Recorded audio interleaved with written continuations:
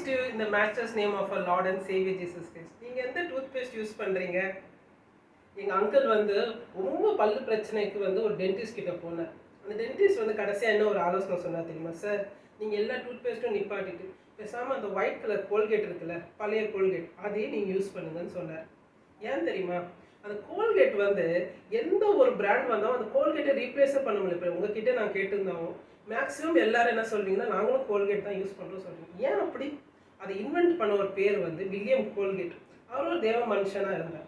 அவர் வந்து இந்த ஸ்டார்ட் பண்ணும்போது, கோல்கேட்டை ஸ்டார்ட் பண்ணும்போது அவருக்கு என்ன ப்ராஃபிட் வந்ததோ அதை கரெக்டாக 10% அவர் ஆண்டருக்கு கொடுக்குறது ரொம்ப கேர்ஃபுல்லாக இருந்தார். அதனால அந்த பிஸ்னஸ் வந்து ஆண்டர் நல்லா ஆசீர்வச்சார். அதுக்கப்புறம் நல்லா ஆசீர்வச்சதுக்கப்புறம் ஆண்டருக்கு வந்து 20% கொடுக்க ஆரம்பித்தார். அதுக்கப்புறம் 30%, கடைசியில் வந்து 90% ஆண்டருக்கு வந்து கொடுத்தார்.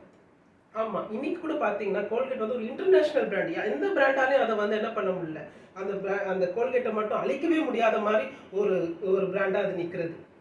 நீங்களும் வந்து உங்கள் சின்ன சின்ன பிஸ்னஸும் இருக்கட்டும், ஒரு சின்ன காரியமாக இருக்கட்டும், வேலையாக இருக்கட்டும், உங்களுக்கு மாதம் சேலரி கிடைக்கிறதுல இருக்கட்டும், இல்லைன்னா டெய்லி வேஜஸாக இருக்கட்டும், எது இருந்தாலும் நீங்கள் ஆண்டருக்கு கொடுக்க வேண்டிய பாகத்தை வந்து நீங்கள் கரெக்டாக கொடுத்தீங்கன்னா அந்த காரியத்தை ஆண்டர் ஆசீர்வதிக்கிறவராக இருக்கிறார்.